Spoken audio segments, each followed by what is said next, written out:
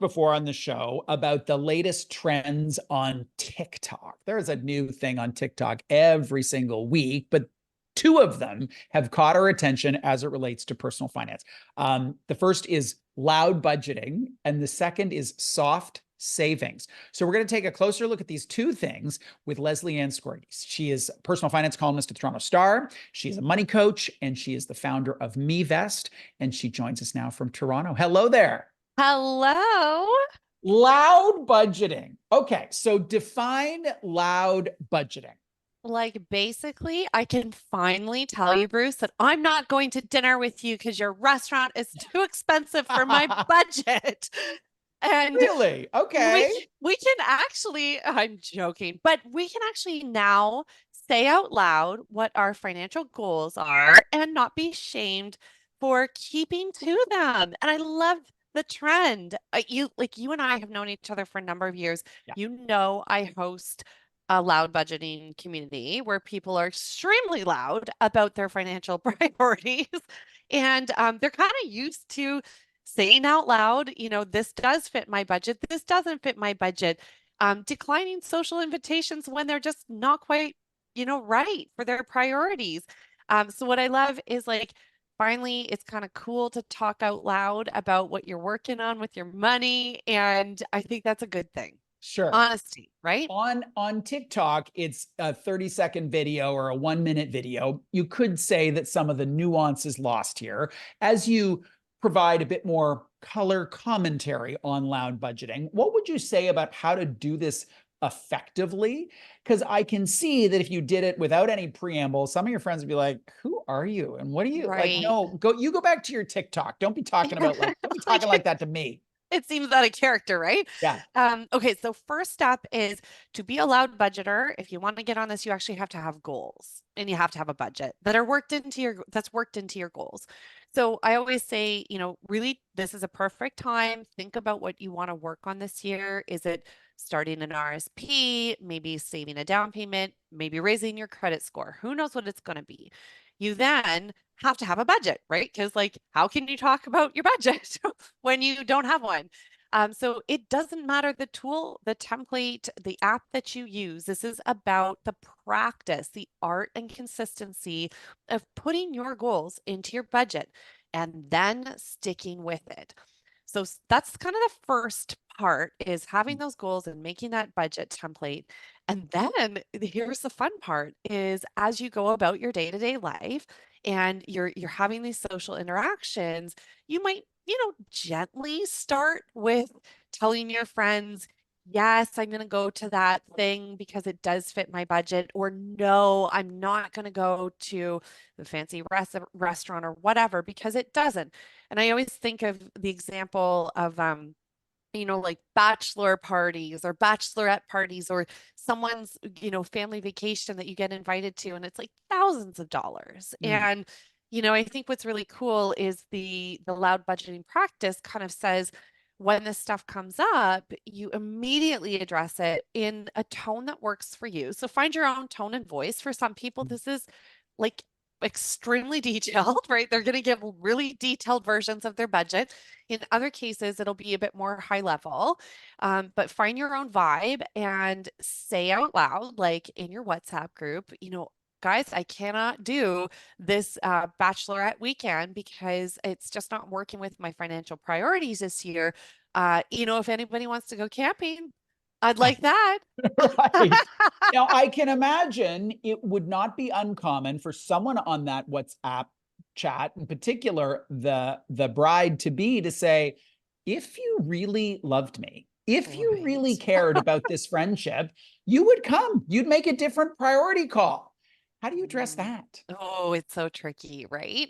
I think this is where those honest conversations have to happen. And this is where I think you should get personal. If you are coming into that clash with somebody who is super important to you, you need to have that private conversation. So maybe you can tell them a little bit more about what you're working on, and maybe they'll understand more. But I think, you know, I actually saw this with two women in my community a couple of years ago, where one of them declined being a bridesmaid in the other's wedding.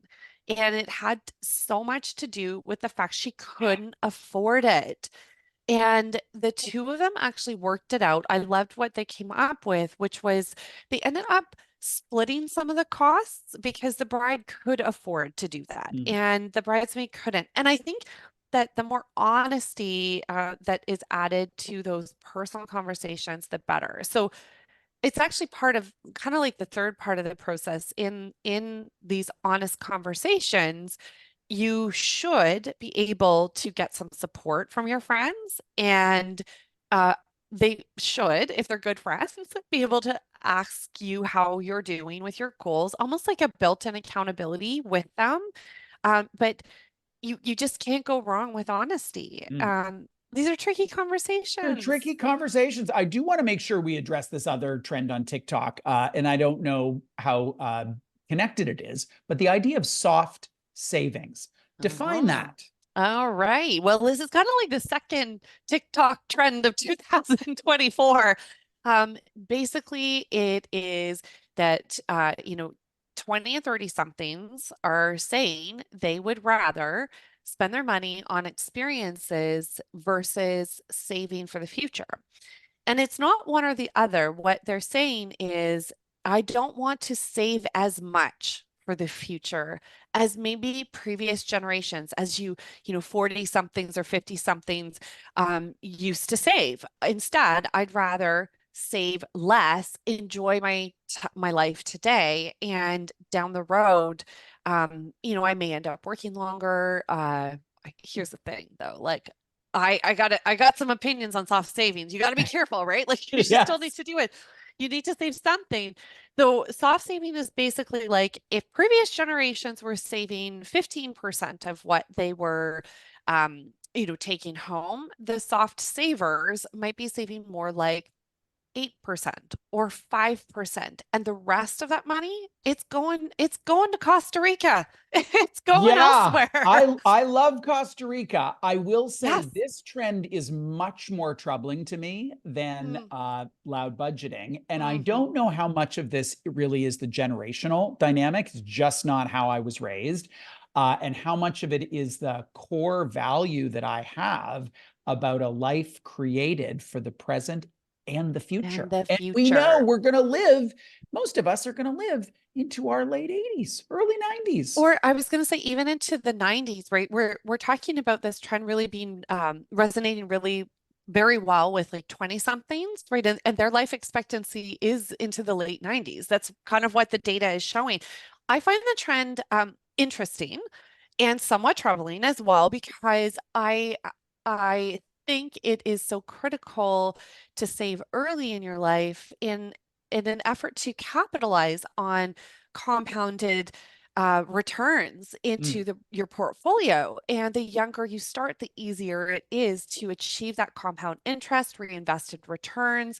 The reality is if you are going to be a soft saver, don't be a no saver. Make sure you're doing something. And as your income grows, just know that there's going to be a need, very likely need for you to catch Mm. up.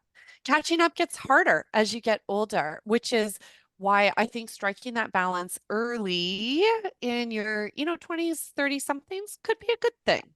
Yeah, you and I are both early savers. Anyone who Yeah. knows anything about our journey knows we started early. And I Yeah. think the exercise that I would almost require for someone who wants to do soft savings is have them project out to their 80s and 90s and think about how they are going to put food in their fridge, because it certainly isn't going to be CPP or some other private pension, is it? Correct. And like I like compound interest calculators. I think they do a lot of work for us. So here's what I say to all the soft savers out there is put your savings into a compound interest calculator. Pick whichever one is your favorite. I don't care. See what it looks like in retirement and then run the reverse because most of those calculators have the option to put in when you retire and then see how much you have left over and for how long that money lasts. And you will then get a sense of, is this enough? So Yeah. for every person, it's going to be different, but we do know it is so critical to create that resilient financial resiliency for the later years.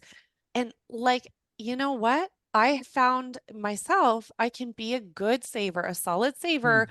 and still have the things that I want in my life. It is Yeah. about balance. It's about prioritization. Now, do I have everything I want in my life? No, I would still like a new kitchen, and I am Yep. going to have one someday, but I will have it at a time when it makes more sense. Yeah. Lesley-Anne, lovely to talk to you. Thank you for this. Thank you for having me. Lesley-Anne Scorgie, personal finance columnist for the Toronto Star, founder of MeVest, and TikToker extraordinaire. The latest two trends, loud budgeting and soft savings.